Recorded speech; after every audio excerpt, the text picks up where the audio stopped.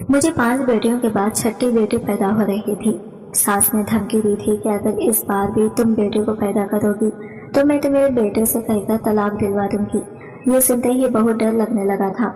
अब मैं इन्हें किसी भी सूरत में नहीं बता सकती थी कि मेरे इस बार भी बेटी पैदा होने वाली है।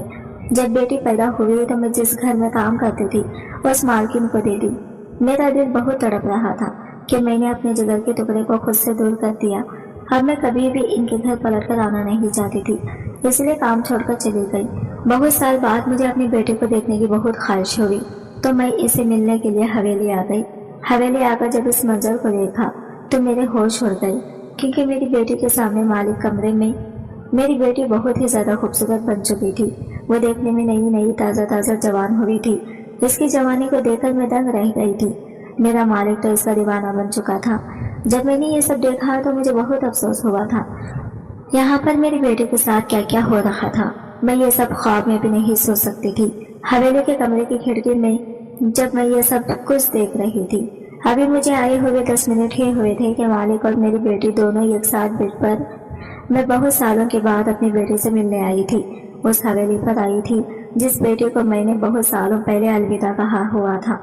मैंने तो सोचा हुआ था कि आज भी यह हवेली शान शौकत से खड़ी होगी, मगर इसके हालात देखकर कुछ हुआ था। मैं अपनी बेटी का नाम भी ना रख सकी थी। उस बेटी का सबसे पहले ख्याल आया था मुझे और इसे मालकिन के पास देकर चली गई थी, लेकिन गेट पर बड़ा सा ताला देकर मैं दंग रह गई थी। मैंने तो ख्वाब में भी नहीं सोचा था कि कभी ये मंजर भी देखूंगी। मेरे ज़हन में यह ख्याल आया कि क्या मैं अब कभी भी अपनी बेटी को नहीं देख पाऊंगी। यही सब सोचकर मैं बहुत ज्यादा रोने लगी थी। मुझे रोता हुआ देखकर एक मोहल्ले का आदमी मेरे आगे बढ़ा था। वो मुझे पहचानते हुए कहा, तो तुम शाहिदा हो ना? इतने सालों बाद तुम यहाँ पर क्या कर रही हो? मैं इसे कुछ भी बता नहीं सकती थी कि मैं अपनी बेटी से मिलने के लिए आई हूँ। तो मैंने बात को बदलते हुए कहा कि मैं अपने मालकिन से मिलने आई थी, सोचा था कि इनसे मिल लूं, मगर यहाँ ताला देखकर मैं चौंक गई। क्या ये लोग घर छोड़कर चले गए हैं? मैंने इस आदमी से पूछा। इस आदमी ने नफी में सर हिलाते हुए कहा, नहीं नहीं, वो कहीं नहीं गए। वो कहाँ जाएंगे? बेशरम जहन्नमी लोग इसी घर में रह रहे हैं। अच्छा हुआ जो तुमने इस घर में काम करना छोड़ दिया, नहीं तो तुम भी इनके साथ साथ पकड़ी जाती और इनके जुर्म में तुम भी शामिल हो जाती। मैं इसके सब बातें सुनकर हैरत में मुब्तला हो गई और इसे पूछने लगी, कैसा जुर्म और कैसा गुनाह? तुम ये सब क्या कह रहे हो? इसने अपने मुंह को हाथ लगाते हुए कहा कि मैं इनका किया हुआ गुनाह अपने मुंह से भी नहीं कहना चाहता, और अपने कानों को हाथ लगाया और कहा, मैं इनका गुनाह बोलते हुए भी डरता हूँ। मेरे घर में भी औरतें हैं, ऐसी बात मुंह से निकालते हुए भी अल्लाह से डर लगता है। मैंने मोहल्ले वालों से बात की है, हम इस गन को इस मोहल्ले से हमेशा के लिए साफ कर देंगे। इनकी गलत हरकतें देखकर हमारी बच्चियों के ज़हनों पर गलत असर पड़ता है। वो हमसे इस घर के बारे में सवाल करती हैं तो सर शर्म से झुक जाता है। अभी कुछ ही देर में मोहल्ले के तमाम मुआज़िज़ अफराद यहाँ पर जमा हो जाएंगे और इस घर को हमेशा हमेशा के लिए गंदगी से साफ करवा लेंगे। वो मर्द कोई और नहीं बल्कि मेरे मालिक का हमसाया था। हम सब इसे एजाज साहेब कहकर पुकारते थे। मैं बोली, एजाज साहेब, आपकी तो सारी जिंदगी यहीं पर गुजरी है। आप तो बेगम साहिबा को जानते हैं कि वो कितनी शरीफ है। अब आप ये सब कैसे कह रहे हैं? इससे पहले कि वो मुझे कोई जवाब देता, हमें कुछ मर्दों की बोलने की आवाज आने लगी थी। मैंने पीछे मुड़कर देखा तो जोक दर जोक लोग इसी घर के पास आकर जमा हो रहे थे। आज बहुत बड़ा फैसला होने वाला था। हर किसी के लबों पर यही बात थी कि आज इस मोहल्ले का ये गंद हमेशा हमेशा के लिए साफ हो जाएगा। ये गुनहगार लोग यहाँ से चले जाएं, नहीं तो हमारे मोहल्ले पर ऐसा अज़ाब नाजिल होगा कि हम सब गर्क हो जाएंगे। वो सब लोग गुस्से का शिकार थे, मगर इस वक्त मेरी हालत बहुत बुरी हो रही थी। मेरा पूरा जिस्म लरज़ रहा था, मेरी आंखों से आंसू गिर रहे थे। मेरी नजरों के सामने मेरी इस नन्ही सी बच्ची का चेहरा घूम रहा था, जो फकत चंद घंटों की ही थी, और मैंने इसे अपने वजूद से जुदा करके मालकिन की गोद में डाल दिया था। क्या मैंने इसे गुनाहों की दलदल में फेंक दिया था? मोहल्ले की मस्जिद के इमाम साहब आगे बढ़े थे। उन्होंने घर का दरवाजा बजाना शुरू कर दिया था।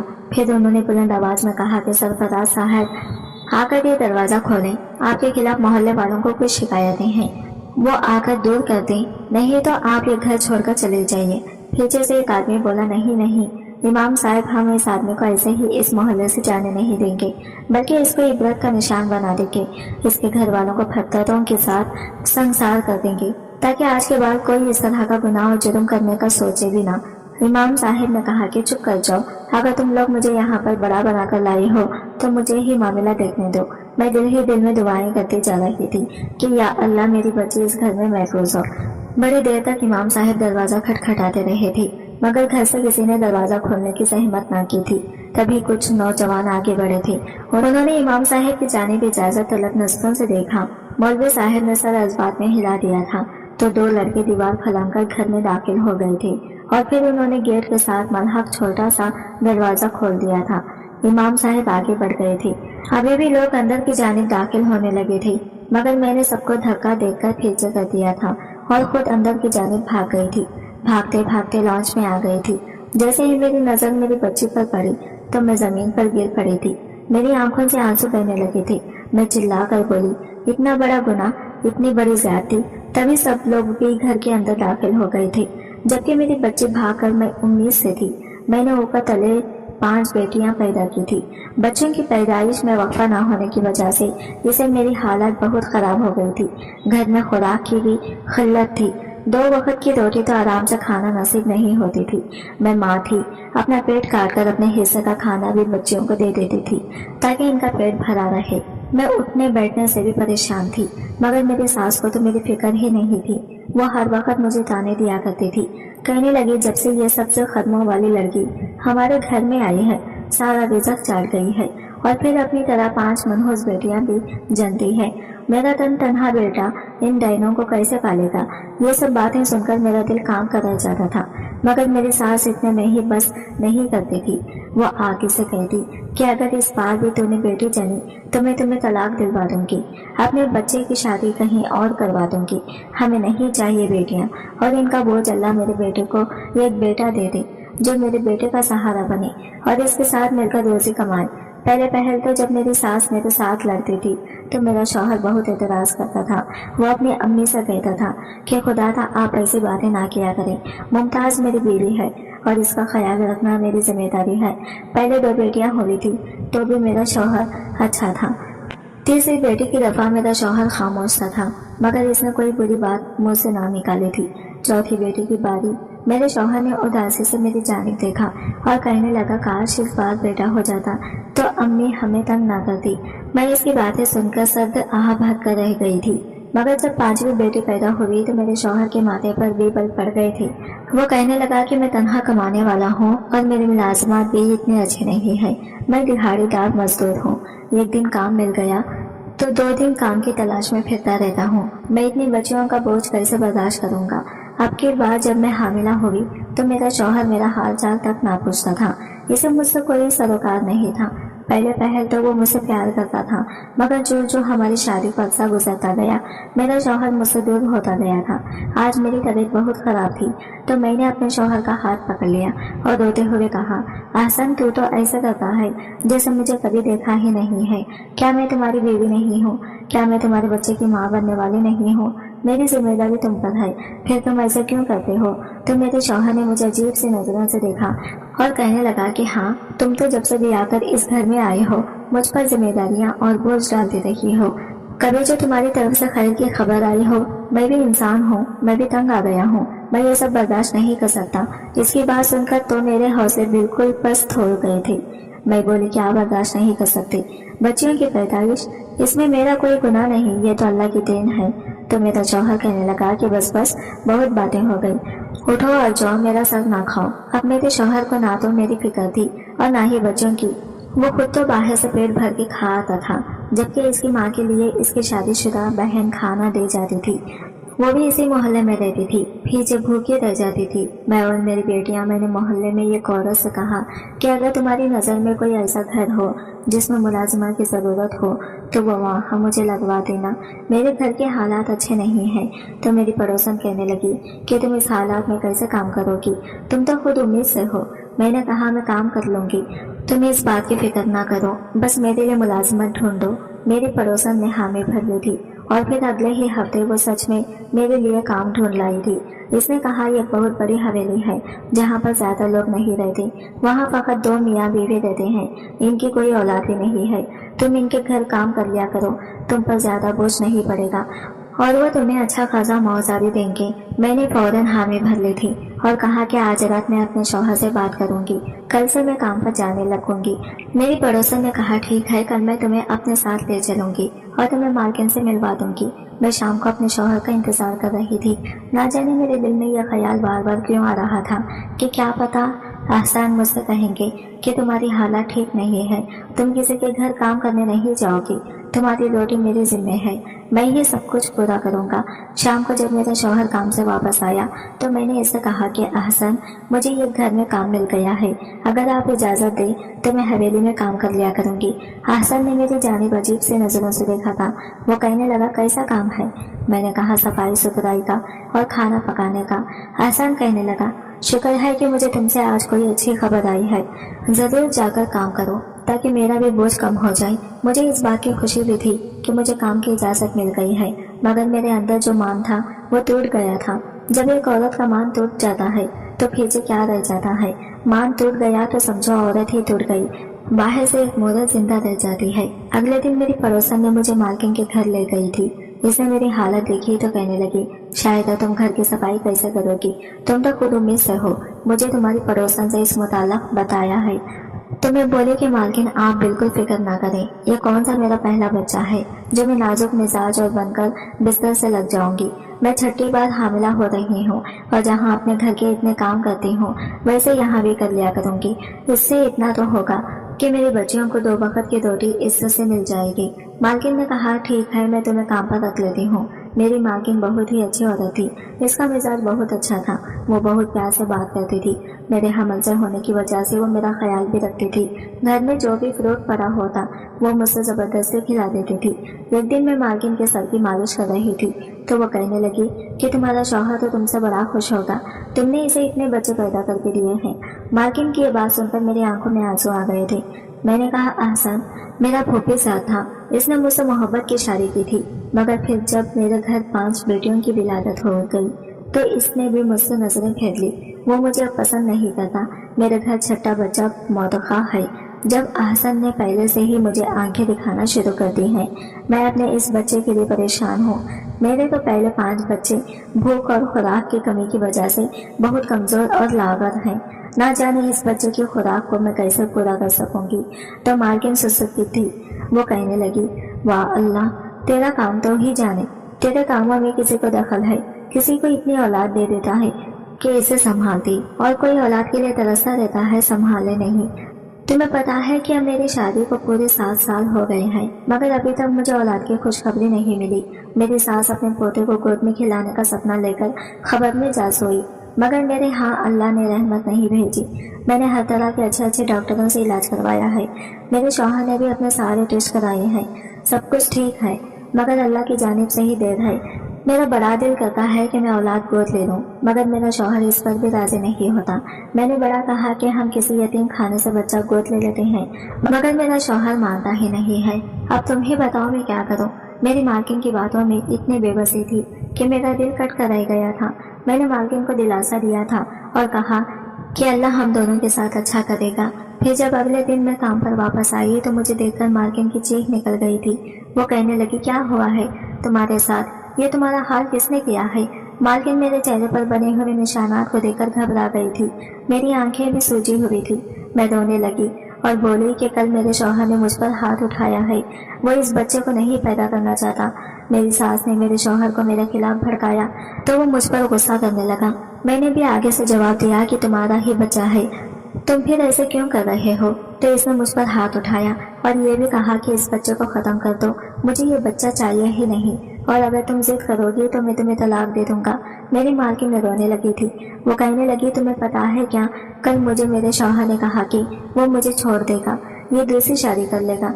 हम दोनों औरतें बहुत मजबूर हैं। मैं कल सारा दिन सोचती रही हूँ और इस चीज़ का हल मैंने पता है क्या निकाला है।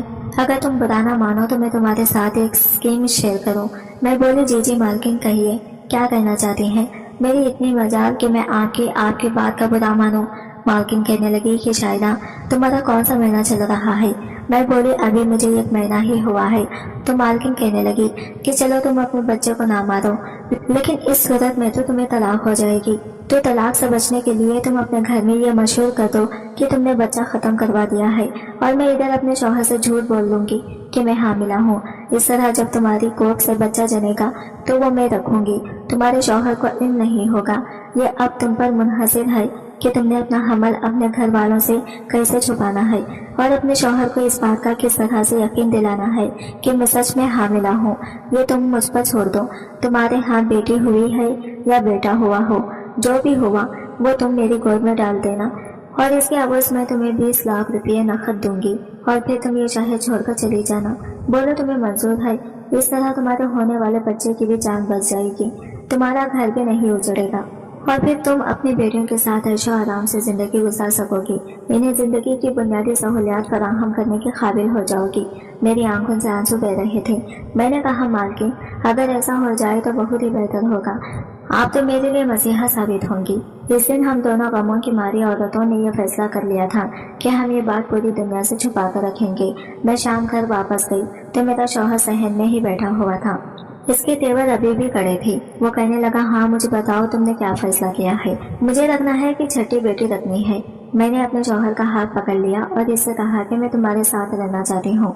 कल ही मैं हॉस्पिटल जाकर इस बच्चे को ख़त्म कर आऊँगी। तब कहीं जाकर मेरे शौहर का मिजाज बेहतर हुआ था। मेरी सास भी बड़ी खुश हो गई थी, लेकिन मैं अंदर से टूट कर रह गई थी। अब जब भी मैं काम पर जाती तो मेरी मालकिन मुझे काम ना करने देती, बल्कि सारा दिन कहती कि तुम आराम करो, क्योंकि तुम्हारी कोख में मेरी अमानत पल रही है। और फिर ज़बरदस्ती मुझे खाना भी खिला दिया करती थी। फल फ्रूट तो वो हमेशा मेरे लिए तैयार ही रखती थी। मालकिन ने घर में एक और मुलाजिमा रख ली थी जो काम काज करती और मुझे आराम दिया जाता। महीने के आखिर में मालकिन मेरे हाथों पर तनख्वाह भी रख दिया करती थी। ये 9 माह बड़े अच्छे गुजर गई थी। मुझे मेरे किसी भी हमल के दौरान इतना आराम नहीं मिला था। ये तो मालकिन का बड़प्पन था कि वो मेरा इतना ख्याल रख रही थी। मेरी सेहत भी बहुत अच्छी हो गई थी। मालकिन ने मुझसे कहा था कि तुम आजकल अपने घरेलू टेंशन से भी दूर रहो।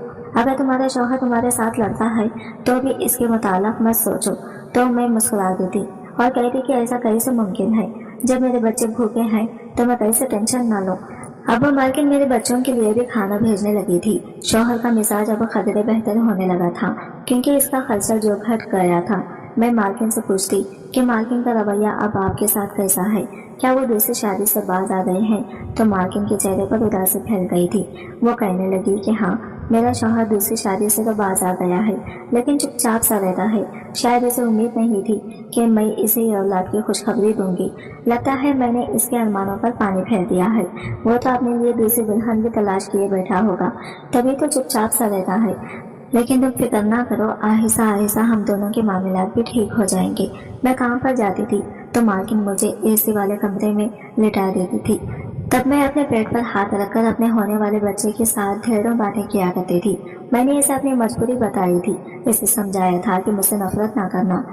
तुम्हारी माँ तुमसे दूर है तो तुम जैसे ही पैदा होगी मैं तुम्हें गैरों के हाथों में सौंप कर चली जाऊंगी, लेकिन फिक्र ना करना, ये जो औरत है ये कैद नहीं है, ये तुम पर जान निछावर करेगी।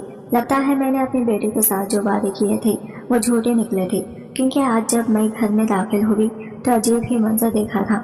मेरी बेटी मालिक के साथ जुड़कर बैठी हुई थी, जबकि जो मालकिन थी वो तो घर के कामकाज में मसरूफ थी। मालिक के अल्फाज मेरी समात में गूंजे थे। वो कह रहा था, नाजिश, मैं तुमसे बेतहाशा मोहब्बत करता हूँ। जब से तुमसे शादी हुई है मेरी तो दुनिया ही बदल गई है। मैं चीख पड़ी थी और बोली थी कि ये तो सरासर गुनाह है। तब तक बाकी लोग भी घर में दाखिल हो चुके थे। एक आदमी ने आगे बढ़कर मालिक को गिरबान से पकड़ लिया था और कहने लगा, ये क्या बेहूदगी है, ये क्या बेशर्मी है, तुम अपनी बेटी के साथ शादी कैसे कर सकते हो? मेरा दिमाग घूम रहा था, ऐसे लगता था अभी चकरा कर गिर जाऊंगी। इमाम साहब आगे बढ़े थे। उन्होंने मालिक से कहा कि तुम मुझे सच सच बताओ कि तुम पर मोहल्ले वालों ने जो तोहमत लगाई है क्या वो सच है? क्या तुम सच में अपनी बेटी से निकाह कर चुके हो? ये लड़की तुम्हारी निकाह में है? तो मालिक ने इस बात में सर हिला दिया था। इसने कहा, हाँ, मैं इस लड़के के साथ निकाह कर चुका हूँ। मगर मेरी बात सुने। मालिक की बात अभी मुकम्मल भी नहीं हुई थी कि कुछ लोग आगे बढ़े थे। उन्होंने मालिक पर हमला कर दिया था। मालिक ने अपनी जान बचाने के लिए कहा, रुको, मेरी बात सुनो, ये मेरी बेटी नहीं है, ये मेरी लड़की, मेरी बीवी ने गोद ली थी।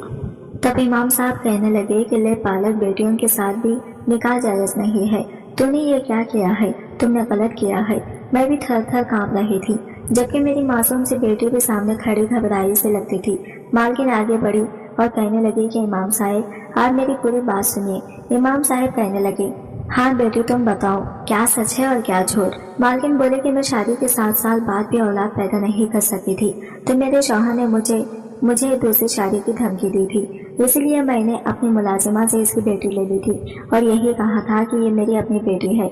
ये मुलाजिमा आप सबके सामने खड़ी है, इससे पूछ लीजिए। मैंने इस बात में सर हिला दिया और बोले कि ऐसी ही बात है। तब मालकिन कहने लगी कि मैंने अपने शौहर को बताया कि मैं हामिला हूँ, मगर मेरा शौहर खुश नहीं हुआ था।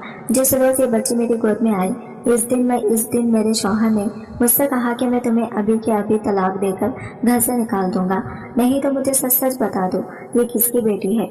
मैंने अपने शौहर को यकीन दिलाने की कोशिश की कि ये मैंने जनी है। तब मेरा शौहर कहने लगा, मैं तो 5 हूँ, मैं तो औलाद पैदा नहीं कर सकता, फिर ये किसकी बेटी है। तुमने कहा मुंह काला किया है। यह बात सुनकर तो मैं गड़बड़ा गई थी। मैं बोली कि मैंने कहीं भी मुंह काला नहीं किया, बल्कि ये बच्ची मैंने मुलाजिमा से ली है, इसको मैं अपनी बेटी बनाकर रखूंगी।